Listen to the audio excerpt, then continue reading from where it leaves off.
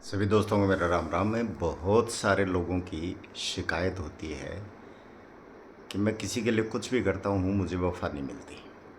मैं किसी के लिए कितना ही अच्छा कर दूँ, लेकिन मुझे गालियाँ ही मिलती है।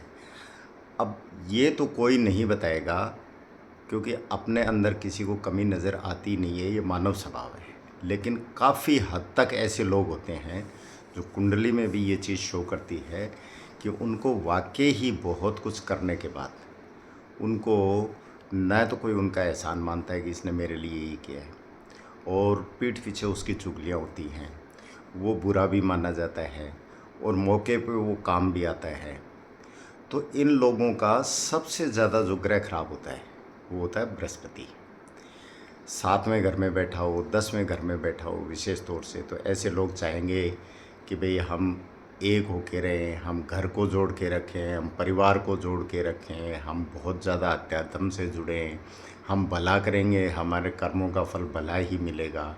तो इन लोगों का क्या होता है, अब इसमें ये जांचने की ज़रूरत नहीं है कि कमेंट आ सकता है कि हमें कैसा पता चले, हमें कैसे पता चले कि हमारा बृहस्पति खराब है।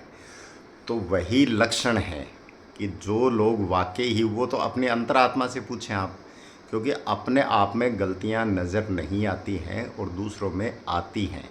इसलिए किसी को भी ये कहा जाए कि भाई आपको तो वफ़ा नहीं मिलती, कि हाँ जी मैं सबके लिए बहुत कुछ करता हूँ, मुझे वफ़ा नहीं मिलती, वो एक अलग मैटर है।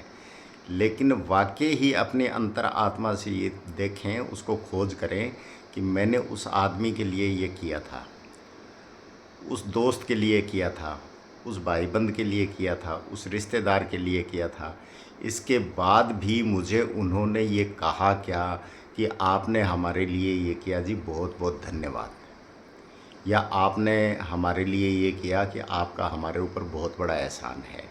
तो यही सबसे बड़ी निशानी होती है बृहस्पति अच्छे और ख़राब की। अगर अच्छा है तो आप किसी के लिए थोड़ा सा कर दोगे तो आपको अरे वाह आपने तो बहुत कुछ किया है हमारे लिए, तो मानो कि आपका बृहस्पति अच्छा है। वो आपका एहसान भी मानेगा और वो आपकी बातें भी मानेगा और वो आपका एहसान उतारने की भी कोशिश करेगा।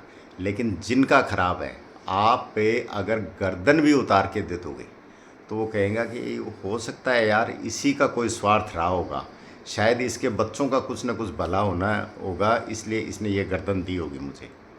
तो वो लोग जो होते हैं वो खराब बृहस्पति वाले होते हैं।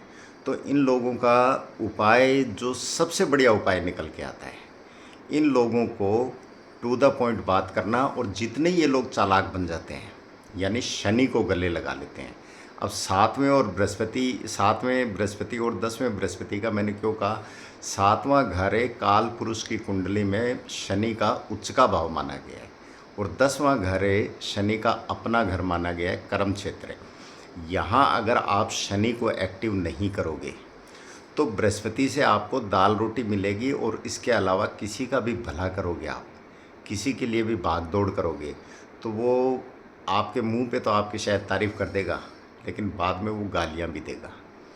और गालियाँ नहीं देगा तो वो चुगली ज़रूर करेगा, और चुगली भी नहीं करेगा तो वो अपने अंदर एक गांठ मान के रखेगा कि इसने अपने स्वार्थ के लिए किया है, मेरा कोई लेना देना नहीं है।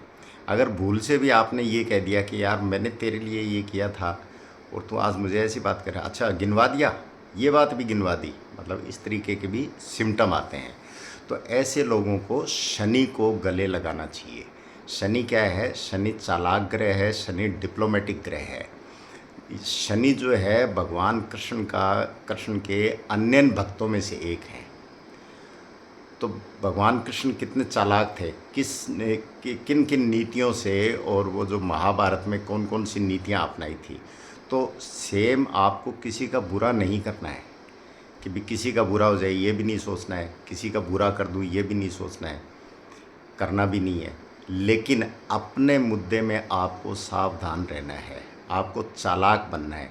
अब ज़रूरी नहीं है कि आप परिवार में चालाक बने, चालाक बनने के लिए सारी दुनिया पड़ी है। जो जो इंसान आपके इमोशन से खेलता है, जो इंसान आपका फ़ायदा उठाता है, उसके साथ आप वैसे ही रहो कि ये मीठा बोल के मुझे काटने की कोशिश कर रहा है, तो आप भी मीठे बन के बोल के काटने की कोशिश करो। ये क्रूर बन के कोशिश कर रहा है, तो आप भी क्रूर बन के चलने की कोशिश करो। यानी आपने जितना आप शनि को एक्टिव करते हैं, डिप्लोमेटिक बन जाते हैं, उतना ही आपका बृहस्पति जो है वो अच्छा होता जाएगा। बाकी तो उपाय के तौर पे केसर का तिलक लगाना नाभि जुबान माथे पे, और चने की दाल जल परवा करना या मंदिर में देना, तो इससे भी बृहस्पति ठीक होता है। बुज़ुर्ग ब्राह्मण की सेवा करना, उसको खाने पीने के लिए देना। अब यहाँ कमेंट आएगा जी बुज़ुर्ग ब्राह्मण को क्या देना चाहिए? भाई खाने में जो चीज़ उसको पसंद हो वो दे दो। और केसर का तिलक कब लगाना चाहिए? बहुत सारे लोग ऐसे होते हैं कि दिन में लगा के जाएंगे, लोग कहेंगे ये तो पंडा पुजारी बन गया। तो आप रात में लगा के सो जाओ, क्योंकि एनर्जी तो उसने देनी है, भले दिन में लगाओ भले ही रात में लगाओ। और एक कमेंट यहाँ ये भी आ सकता है कि ये किस समय करना चाहिए, कैसे करना चाहिए? तो देखो, खाने पीने का जो चीज़ सामने वाले को पसंद है वो चीज़ खिला दो। और चने की दाल मंदिर में देना या जल परवा करना, ये सूर्य की रोशनी में करना चाहिए, क्योंकि कोई भी चीज़ हम उपाय करते हैं तो उसमें सूर्य की साझेदारी लेके अगर करते हैं तो वो आत्मकारक ग्रह है, तो उसके फल अच्छे हो जाते हैं। अगर मान लो आपसे गलती से भी थोड़ा सूर्यास्त के बाद हो गया, तो ऐसा नहीं है कि उसका रिजल्ट नहीं मिलेगा। रिजल्ट उसका मिलेगा, लेकिन 100% मिलेगा, उसकी जगह आपको 80 मिलेगा, 80 की जगह आपको 60 मिलेगा, 60 की जगह आपको 40 मिलेगा, इतना फ़र्क रहता है।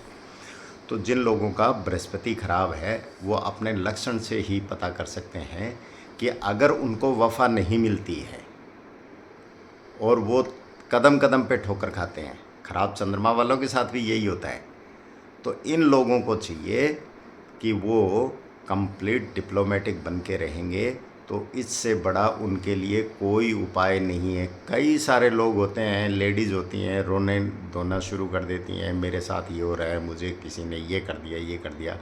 रोने से राज कभी नहीं मिलता है। राज मिलेगा आपको अपनी मेहनत और हिम्मत से मिलेगा। सामने वाला आपको एस्ट्रोलॉजर कोई भगवान तो है नहीं, वो तो एक रास्ता बताएगा कि भाई तेरे साथ तू बार बार थपेड़े खा रहा है, तो इससे बढ़िया तू क्या है कि चालाक तू भी बन जा, जैसे लोग हैं, जैसी दीन दुनिया है वैसे तू भी चलना शुरू कर दे। तो वो फिर वहाँ एक सवाल और खड़ा हो जाता है कि सर ये तो बड़ा मुश्किल है। तो भाई स्वभाव को तब्दील तो करना ही पड़ेगा, और मेन उपाय यही होते हैं। प्लेनेट जो बैठते हैं कुंडली में वो यही बताते हैं कि ये ग्रह आपका यहाँ बैठा है तो इसका स्वभाव ये रहेगा, ये ग्रह यहाँ बैठा है तो इसका स्वभाव ये रहेगा, शनि यहाँ बैठा है तो ये इस स्वभाव से चलो, राहु यहाँ बैठा है तो इस स्वभाव से चलो। तो कहने का मतलब है कि ग्रह यही चीज़ बताते हैं, यही प्रिकॉशन बताते हैं। बीमारी जो है वो दवाई से कम और परहेज से ज़्यादा कटती है। तो दवाई कौन सी है? जो हम उपाय करवाते हैं, नारियल जल परवा कर दो, धनिया कर दो, राई कर दो, मिर्च कर दो, तेज़ पत्ता जला दो, ये कर दो, वो कर दो, लटरम पटरम सटरम जो भी बताए जाते हैं।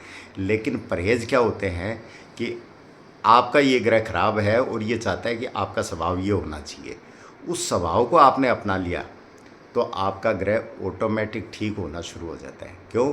क्योंकि आपने उसको खुश कर दिया। हम किसी के घर जाएंगे और हम उसके अकॉर्डिंग चलना शुरू कर देते हैं, तो वो हमें 2 दिन ज़्यादा रोकने की कोशिश करेगा, और हम उसके स्वभाव के अनुसार नहीं चलते हैं तो वो दूसरे दिन कोशिश करेगा कि यार मैं इससे थोड़ा सा कम बोलूं या किसी को कहूं, ये कैसे भी करके निकल जाए। तो इस तरीके से आप अपने स्वभाव से जो है जितना जल्दी ग्रह को अच्छा कर सकते हैं उतना आप उपाय से नहीं कर सकते। और आप डिप्लोमेटिक बन के देखें, आप चालाक बन के देखें। जिन लोगों का बृहस्पति खराब है, जिनको ये लक्षण बताए गए हैं कि उनको सब कुछ करने के बाद भी वफ़ा नहीं मिलती, ये अगर अपने स्वभाव में तब्दीली लाएंगे तो 100% 3-4 महीने के अंदर अंदर उनको पता चल जाएगा कि हाँ वाकई मुझे बहुत फ़ायदा हो रहा है। आप करके देखें, आपको ज़रूर लाभ होगा। नमस्कार, धन्यवाद।